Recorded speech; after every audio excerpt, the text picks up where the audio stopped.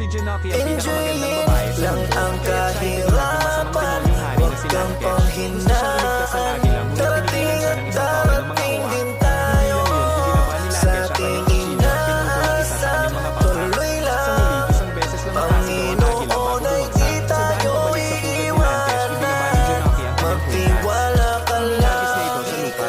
Natuklasan ng isang unggoy sa malalim na kagubatan ng perla sa kanyang kwintas. Mabilis siyang tumakbo papunta sa bagyo para sabihin sa hari ng unggoy. Panginoon, hindi tayo iiwanan kahit na nahihirapan na patuloy na gumapang.